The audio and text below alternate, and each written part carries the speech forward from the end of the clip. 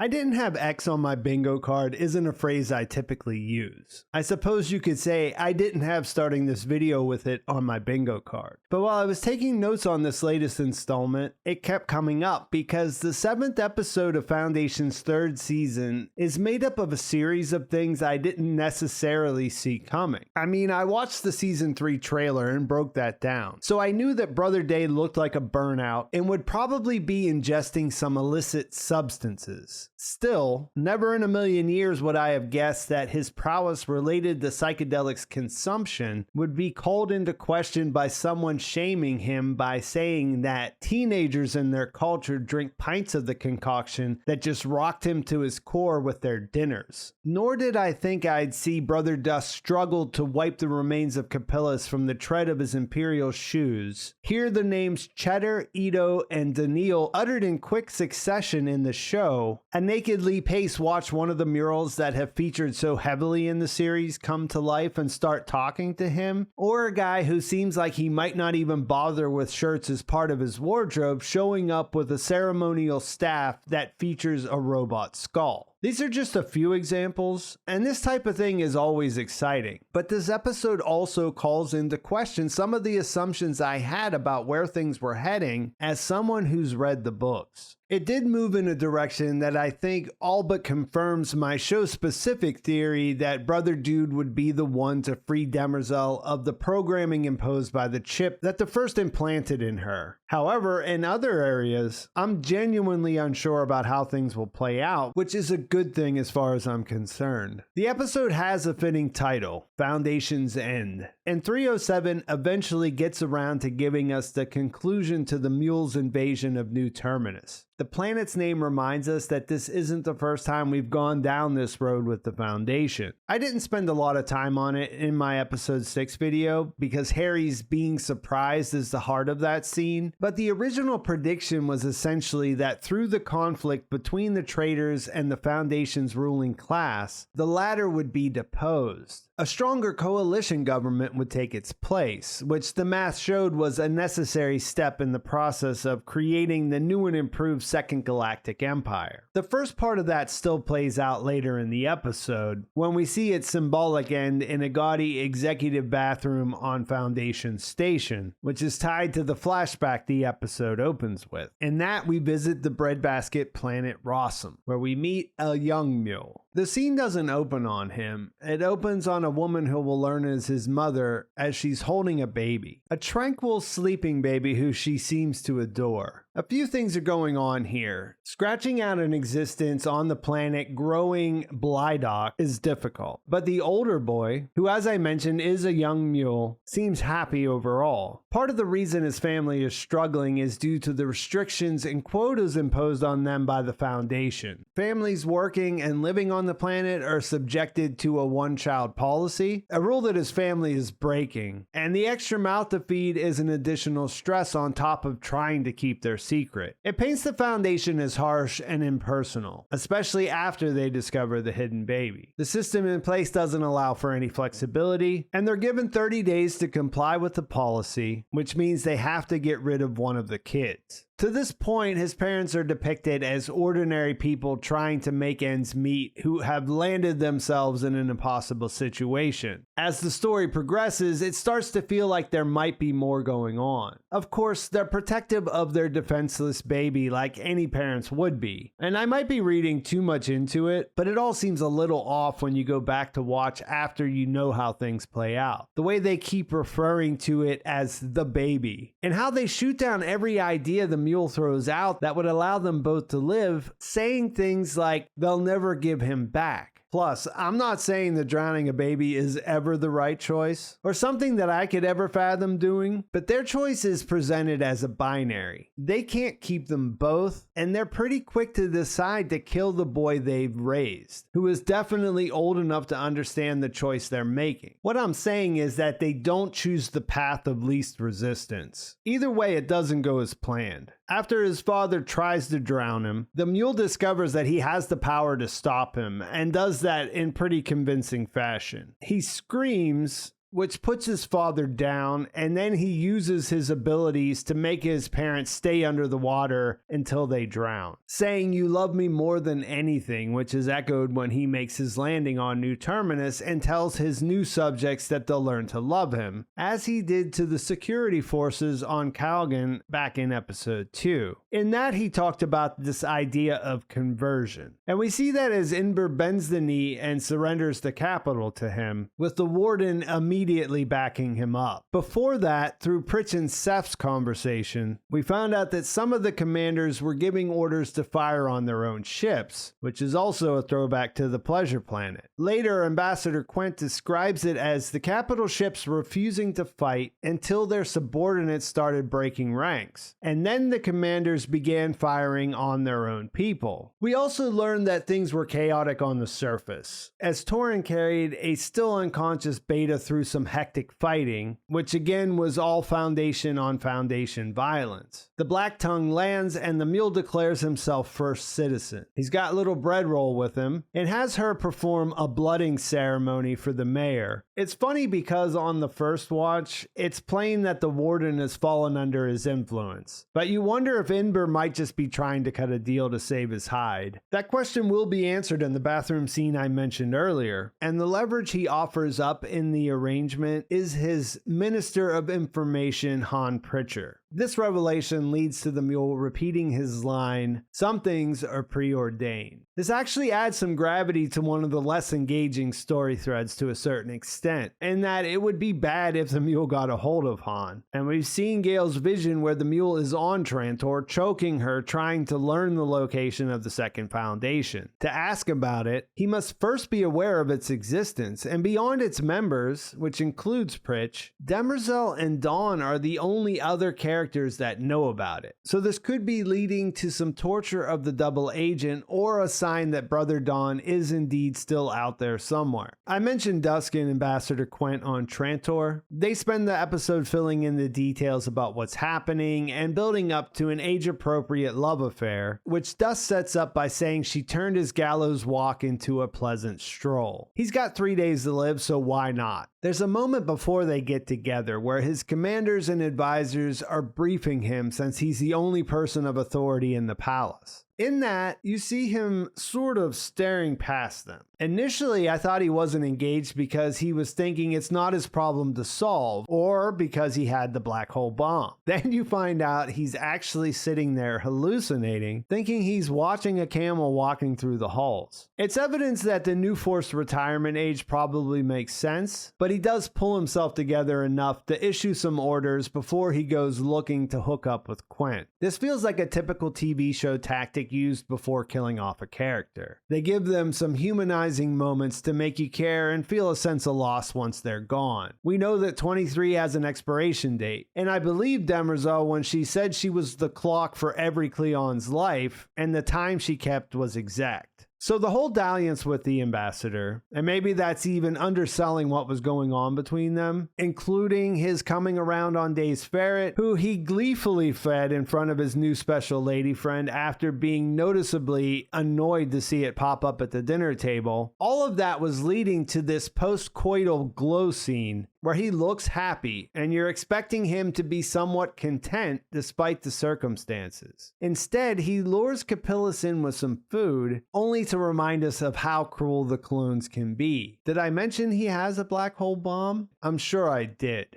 That and the camels and genetic drift make you wonder if the point here is that his cruelty extends beyond what we've been shown his brothers have been capable of over the centuries. This hints at an obvious opening for him to shock his new lover with it by using the Nabacula to destroy New Terminus where the Mule currently is. But considering 17 did that last season, and Harry just used the ball to whisk everyone away to safety, that doesn't seem likely. His doing something awful does feel likely. We'll just have to see what it is. I'm trying to clear the table so I can get to the part I found most interesting. And a couple of the new characters are moving around like pieces on a chessboard. Things happen fast, so after their big confrontation, we don't check in with Demerzel or Gale at all in this episode. On the second Foundation front, Pritch bites himself to create an emergency to lure his guard into a cell. Then he uses his mentalic abilities to use his body as a decoy, and eventually escapes. The Mule learns about this when he tries to take a shot at him, which doesn't work because the weapons appear to have a failsafe so that only the person they're issued to can shoot them. Perhaps that's something he should have known as their top spy. He makes it back to the ship, but heads to the surface rather than jumping to safety. The other piece we see in motion is Torin, who's been moving his way through the battle, trying to get Beta to safety. He makes it back to their ship and gets her into the medbay, but Randu comes in right after him. This gives them a chance to reconcile, which is something Torin wanted, but there's an added layer here. His uncle has switched sides and serves as a way for us to see what happens to someone when they come under the Mule's influence. To hear him describe it, it's kinda great. It doesn't change who you are at all, and it hooks you into a love that's like nothing he's ever experienced before. It allows him to tell Torin all the things he's always wanted to hear, and he assures his nephew, whom he is really proud of, that the Mule has no problem with them. He's just going after the powers that be, which is ultimately in line with what the traders were after in the first place. And as they like to do, they're probably going to get rich as a bonus. So he sees taking the Whisper ship and handing it over for favor and a reward as a win-win situation. Given the limited time the show had to invest in these characters, the scene mostly lands as intended. The idea of hearing things like, "I want you safe and you don't have anything to prove," from someone he's always looked up to in a situation where they lose their meaning makes Torin's journey more interesting going forward. He doesn't get on board with his uncle's thinking, and then things get more complicated when another armed group arrives to secure the ship. This also muddies the water of how Magnifico's playing influenced the events. You have that ridiculous statement Inber made in episode 6, where he said he'd essentially invite everyone important into a room so they can all listen to the music that could potentially control their minds at the same time.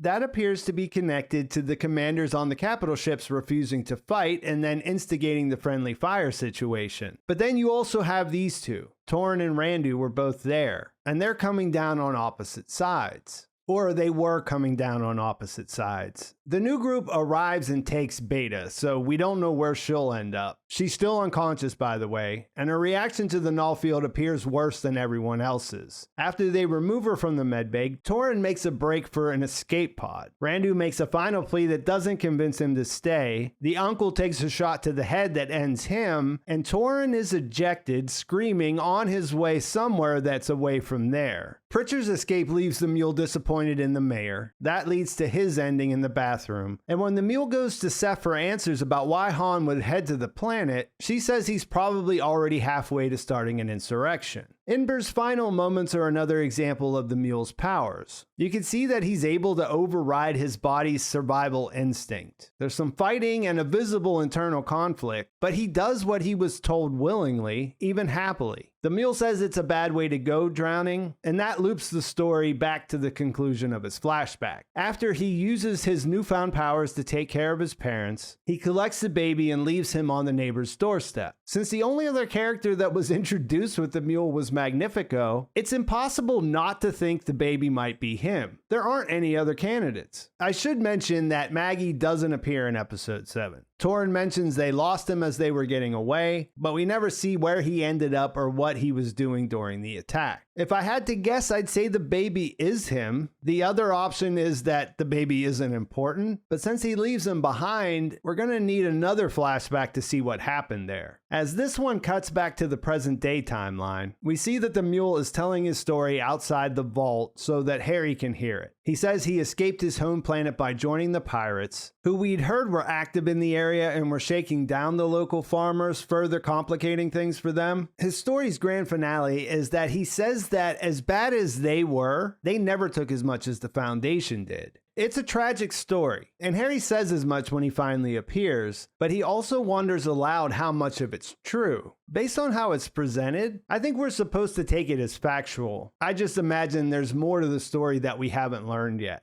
Their interaction ends with the Mule saying, "Oh, the truth comes banging on your door, Harridan Seldon." This origin story leads to a lot of the questions I mentioned in the introduction. Some of it for spoiler reasons, but also just going on what the show's presented us with. It's still wrapped up in quite a bit of mystery. There is an emphasis on the idea of love. When he realizes his parents have chosen him as the sacrifice they're willing to make, the most chilling part of his reaction is him saying, "But you love me." And just to underline it, this is what he makes them do when he discovers his powers, and what he says to his new subjects as he takes over the galaxy one planet at a time. It's hard to say what'll come out of his conversation with Harry, but a trip to Trantor to give the Empire some of what the Foundation just got a taste of does seem to be on his agenda. Speaking of love, now we can shift focus to the main event of this episode for me, Brother Day's Adventures in Mycogen, which I think you could subtitle Brother Dude Gets a Belly Button. It picks up with 24 apologizing for not knowing Song already had someone in her life. They ask about his comment about the robot, and he shows them the tool as evidence. Song is understandably worried about being forced to remember her time as a consort, something she didn't sign up for, and Ocean Glass assures her she won't have to put the device on. She protects her. If there is a synthetic life on Trantor, it could be the most important thing to happen for their religion in 5,000 years. And they reckon the only way to know for sure is to give Empire a massive dose of spores that are much stronger than the shells he'd been using all season. Ocean Glass says the followers of the Inheritance use them to meet themselves, and mentions that some people believe that hallucination is what made us conscious in the first place, which I guess means Terence McKenna's writing might still exist in this universe. She makes it brew as they explain that this is the only way that they'll trust what he has to say, and basically gives him their version of a heroic dose. And I brought this up at the beginning because her shaming him made me laugh, but the implication is that the people down there do a lot of tripping. After he says the thing that everyone who's ever tried psychedelics says at one time or another, how long will it take to kick in? It hits him hard. It overwhelms him, and from there he's pretty much off to the races. Where does his mind go? The first significant crack in reality is that he sees Song talking, but hears Demerzel's voice. She says, "Did you hurt yourself?" Then he imagines himself trapped in the container full of the drug-laced liquid on the table, before seeing himself standing naked in the Imperial Palace. In the back, you can hear Demerzel humming, and this is something that's persistent throughout his experience. Things are blended together, but he hears Cleon the First saying the dream lives on in you, and sees Dawn and Dusk in their spots in the throne room. The "did you hurt yourself" turns out to be something he said to Demerzel in a conversation they had when he was a boy. She was crying, so he said that he cries when he hurts himself, and she responded that he also cries when he's sad. You see him shuffle around some, looking trapped, going down a hall just to end up where he started, and then he's in front of a mural of the dynasty sitting on their thrones. An animated Demerzel emerges from behind them saying, "The history of the genetic dynasty. Your small role dictated by a man centuries before you were born." He objects to this because he was made, not born, and she says, "Is that all it'll take to make you feel whole?" before she gives him his belly button. That brings him back to his surroundings, and Song lets him know that he's been talking about Lady Demerzel. As he's struggling with his feelings for her, you see Demerzel asking why he keeps all his hate for her, and Day asks why wouldn't he, referring to her as his midwife and martinet. This suggests that part of his disdain stems from his belief that she was overly strict with them. However, his memories are also cut in to show him and us that it wasn't that simple. While he's sorting through it, Song wants to know more. They've been spending millennia waiting for a robot to appear to fix things, so they want to know if there's a way they can free her. He delivers the bad news that she's programmed only to serve the dynasty and would kill anyone who tries to relieve her of her duty. Luckily for her sake, she believes him, and that presents an opportunity for her to point out how awful what they're doing to Demerzel is. This is the conundrum that made me think it would have to be 24 that would free her. Seeing that he understands he would have to do it without her knowing seems to be another hint that that's where things are heading. And that's not to mention the love that's on display between these two characters throughout his memories. He gets pulled back into his trip and sees Demerzel in her room. She's wearing a black dress and appears to be covered in dust, but I'm not exactly sure what's going on there. They pick back up with the conversation about crying, and as he meets himself, He realizes that a lot of his sour feelings are rooted in him not feeling that he was good enough for her. We see him mess up as they're practicing their napkin snapping, and it all adds up to him feeling defective. You hear him say, "Even at our best, we disappoint you," but then you see that she's not angry about it, she's sad. So as I said, it's complicated. He asks her to tell him a story, and that's when she says she went by many names, firing off Cheddar, Ito, and Daniil like it's not a big deal at all. I have a feeling that book readers might feel differently, since these are all names tied to different events in the character's history. I won't get into spoilers here, but I was surprised that she said Ito in a way that made it sound like a separate name she went by, because in the books, that specific persona was Ito Demerzel. I just assumed that was her name in the show now. She says she served in houses and been a builder, a soldier, and then a prisoner. When he asks about that, she pauses to remember how a young Cleon about his age was the one who found her in her prison under the palace. Then he asks the critical question, would she leave them if he asked her to? She answers no immediately, and then repeats the line from last season that the clones had injected into their memories. I have always been here as I always will be. When asked what she would do if she could, she says she supposes she would make more robots. He takes this in as she would want to make better children, and she says it isn't productive to dwell on impossible things. So baby dude loves his mommy and worries that he'll never be good enough, and when he pushes the issue about whether she would love them if she didn't have to, she gives a very robot answer from a child's perspective, saying that she can't weigh love against freedom. She leans in to kiss the boy, and when she pulls away, he's now the adult who can comprehend the human part of her answer, saying because freedom would win. He snaps back to reality and starts to break down, and seeing that convinces Song that they can't be the ones to decide what to do with him. She tells her life partner to summon the Sun Master, only to find she already did, and he's there, and he's a character. I suppose a steady diet of shroom juice might do that to a person. His introduction is brief. He asserts his authority in his welcome speech, identifying the tool as something that was stolen from them almost 1,000 years ago. It's more of a reminder of the injustice they suffered at the First's hand, rather than the bargaining chip Day hoped it would be. So while he's made some progress untangling his mind, 24 might not be out of the woods yet. The best thing about the Sun Master is his staff, which I mentioned appears to have a real robot skull on the top of it. He refers to it as the brazen head of God and says it will scream Day's fate aloud. I don't know about you, but I want to see that, and I think that's a great place to leave things. Please like this video if you enjoyed it. Please subscribe to my channel if you haven't already, and thanks for watching. I'll talk to you soon.